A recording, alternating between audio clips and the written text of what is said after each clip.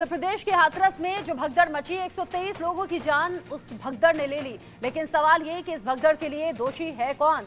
अलग अलग लोग हैं जो अभी जांच के शिकंजे में हैं और गिरफ्त में आ चुके हैं। सबसे बड़ी बात यह कि सूरजपाल सिंह उर्फ भोले बाबा, उसकी गिरफ्तारी कब तक होगी? मीडिया में आकर बयान दे दिया लेकिन पुलिस की गिरफ्त से दूर रहा। हाथरस मामले को लेकर अपडेट आप जानिए। मधुकर प्रकाश को रिमांड पर लेकर यूपी पुलिस पूछताछ करने की तैयारी अब कर रही है। मधुकर प्रकाश के जो मददगार हैं उनको लेकर भी कई सवाल अब उठ रहे हैं। पहले 6 सेवादार पकड़े गए, फिर एक मधुकर प्रकाश जो कि मुख्य आयोजन करता था उसे भी पकड़ लिया गया। हाथरस में मौजूद है अभी न्यायिक आयोग की टीम भी।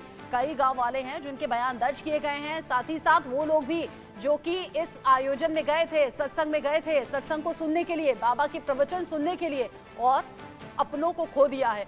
लेकिन सबसे ज्यादा हैरान करेगी वो खबर आपको जिसमें आप ये जानेंगे कि जिन्होंने अपनों को खो दिया है वो लोग भी ये कह रहे हैं कि बाबा जो हैं वो सृष्टि के विधाता हैं, बाबा भगवान हैं। अब ऐसी अंधभक्ति इन सभी भक्तों के सर पर सवार है।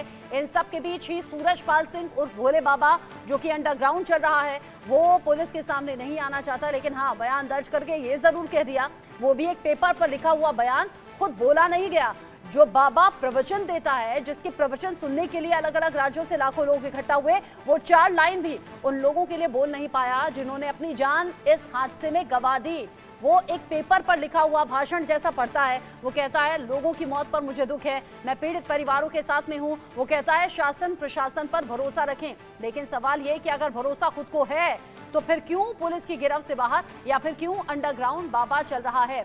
भगदड़ में 123 लोगों की मौत का जिम्मेदार है कौन?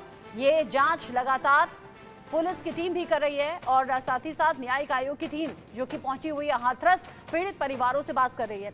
भगदड़ पर बाबा के वकील जो है वो भी बड़ा दावा कर रहे हैं, भोले बाबा को बदनाम करने की साजिश है, ये वकीलों का कहना है।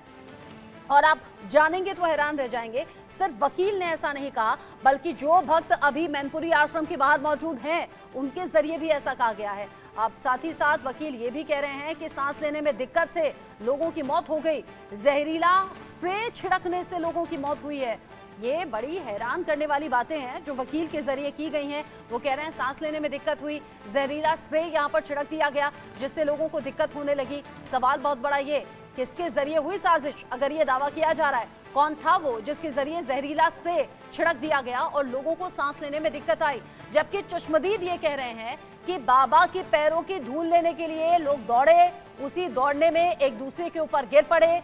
एक शख्स के ऊपर अगर 10 से 12 लोग गिर जाएंगे, अंदाजा आप लगाइए, जो सबसे नीचे दबा है उसे सांस तक नहीं आएगा। ऐसे ही सांस घुटने की वजह से इन लोगों की जान चली गई। लेकिन वकील जो कि डिफेंड करने का दावा और बाबा को बचाने की कोशिश यहाँ बाबा का वकील करता हुआ नजर आ रहा है। इन सब के साथ ही सवाल बहुत से हैं। जहरीला स्प्रे जो छिड़कने की बात सामने आ रही है वकील के जरिए, वो जहरीला स्प्रे आया कैसे? कौन है बाबा का दुश्मन जिसके जरिए ये साजिश हो सकती है? ये भी वकील को बताना होगा अगर वाकई बाबा निर्दोष है तो।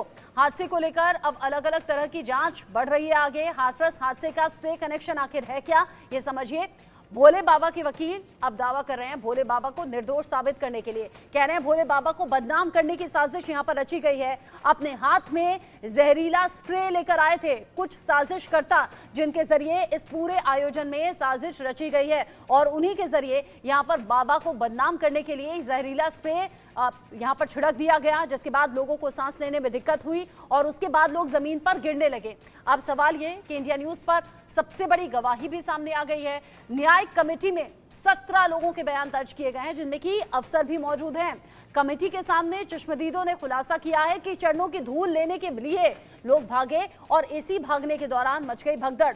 ऐसे में सवाल यह भी कि क्या बाबा साकार हरि से भी पूछताछ होगी क्या? ये जो जांच की कड़ियां हैं ये अलग अलग लोगों से तो जुड़ रही हैं, लेकिन मेनली जो बाबा आयोजन कर रहा था, वहां प्रवचन दे रहा था, उस बाबा पर शिकंजा कभी कसेगा क्या? क्योंकि बाबा जो मीडिया में आकर बयान दे गया, बाबा जो कि पुलिस की गिरफ्त से बाहर है, मैनपुरी आश्रम के बाहर पुलिस का पहरा जरूर है, लेकिन अभी पुलिस बाबा के आश्रम के अंदर तक दाखिल नहीं हो पाई है। सवाल बहुत से ऐसे ही खड़े हो रहे हैं। भोले बाबा पर पड़ताल करते हुए इंडिया न्यूज संवाददाता जो कि लगातार ग्राउंड जीरो पर मौजूद हैं, हाथरस में भी, अलीगढ़ में भी। वहां कुछ भक्तों से उन्होंने बात की। ये वही लोग हैं जो सत्संग के दौरान पंडाल में मौजूद थे। एक भक्त ने बताया कि हाथरस में जो कुछ हुआ उसमें बाबा की कोई गलती नहीं है। लोगों ने अपनी मर्जी से बाबा को दान दिया। बाबा की एक आवाज सुनकर भूत तक भाग जाते हैं। ये बातें सुनेंगे तो आप भी हैरान रह जाएंगे। सुनिए। साकार हरि के आश्रम के ठीक बाहर हम मौजूद हैं। श्रद्धालु सेवादार एक के बाद एक यहाँ पर दर्शन करने आ रहे हैं। क्या नाम है आपका? मेरा नाम निर्मल है। निर्मल जी, बाबा अंदर हैं क्या? हाँ, अंदर मौजूद है बाबा? जी हाँ। इतनी सारी बातें हो रही है हाथरस में, लोग कह रहे हैं बाबा 72 घंटे के बाद बाहर निकले, 72 घंटे के बाद बाबा ने बोला। पहले क्यों नहीं बाबा ने बोला? मैं इसके बारे में कुछ नहीं बता सकती हूँ, कुछ कह नहीं सकती, क्योंकि आप मैं वहाँ वहाँ थी मैं जहाँ हो रहा था। हाथरस में थी? हाँ, हाथरस में थी। क्या हुआ था वहाँ?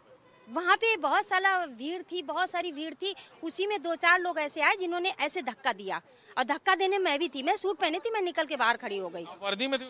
नहीं, वर्दी में थे, लेकिन हम चेंज कर चुके थे वर्दी, घर आ रहे थे। आपको वॉलंटियर की तरह लगाया गया? जी हाँ। तो क्या हुआ था, क्यों ऐसा इतनी बड़ी भगदड़? 121 लोग जान चली गई। अब ये सोचिए समझिए, साजिश 5-6 लोग थे जिन्होंने ऐसे धक्का दिया, और जो मरे हैं जो लोग वो एजेड लोग मरे हैं, वो उठ नहीं पाए। मैं तो सूट पहने थी, मैं निकल के बाहर खड़ी हुई, मैं वर्दी चेंज कर चुकी थी।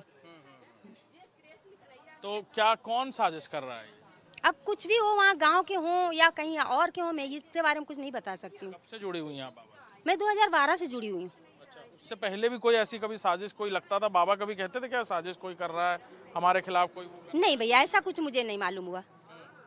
बाबा चमत्कार भी करते हैं, लोग बताते हैं। आपने देखा है चमत्कार बाबा? मैंने ऐसा कुछ नहीं देखा, बाबा चमत्कार नहीं करते? ऐसा कुछ भी नहीं देखा मैंने। अच्छा, बाबा कहते हैं मैं बीमारी ठीक कर देता हूँ, मैं परेशानी ठीक कर देता हूँ। वो अपने आप ठीक होता है। आके यहाँ नमन करो, और नमन करने से हाथ जोड़ो, और ना तो उनकी रसधूल मिलती ना चरण। यही नमन करने से मेरी बीमारी ठीक हुई है। मुझे भी बीमारी थी। अच्छा, क्या हुआ था?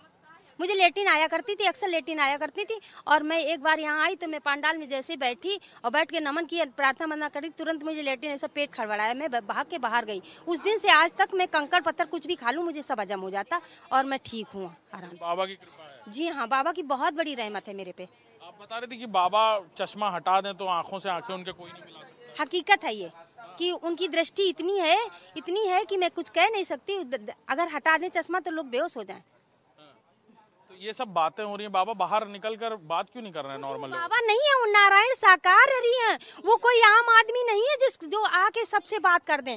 उनकी रहमत ऐसी है कि परमात्मा आप ही जान सकते। मैं तो आपके बारे में कुछ भी नहीं कह सकती हूँ। नाथ नारायण साकार हरि की संपूर्ण ब्रह्मांड में सदा सदा के लिए जय जयकार हो। और ये इतनी सारी बातें हो रही हैं कि बाबा 72 घंटे तक बाहर नहीं आए, इन सब पे क्या कहें?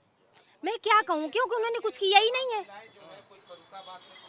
उन्होंने कुछ किया ही नहीं, वो तो चले आए थे। अब बाद में हम ही आ रहे हैं, और अगर सड़क पे हादसा हो जाए तो उनकी गलती है। उनके लिए आई हूँ घर से, लेकिन अगर मैं मर जाऊँ तो क्या उनकी गलती? थोड़ी नहीं, मेरी गलती है। मेरा समय है, मैं मर जाऊंगी। अच्छा, उन लोगों का समय आ गया था। अब कुछ भी हो ये तो मैं बता नहीं सकती, क्योंकि जन्म मृत्यु का समय होता है, ये मैं कह सकती हूँ। लेकिन लोगों ने धक्का मारा, ये आप बता रही हैं, देखा है? हाँ, ये देखा है मैंने, धक्का मारते हुए, ऐसे करते हुए ऐसे निकलते चले जा रहे थे। कौन लोग थे वो लोग? क्या वर्दी में थे वो लोग? नहीं, वो हाफ लोवर पहने थे और बनियान पहने थे। जी सर। भी आए थे सत्संग सुनने? नहीं बता सकती मैं कुछ नहीं कह सकती। तो क्या लग रहा है आपको, बाबा बाहर निकलेंगे, बात करेंगे क्या? नहीं, क्योंकि वो कोई आम इंसान नहीं है। वो हर चीज आपको, आप यहीं स्मरण करो उनको, आपको सब कुछ अपना ही दिल बोलेगा।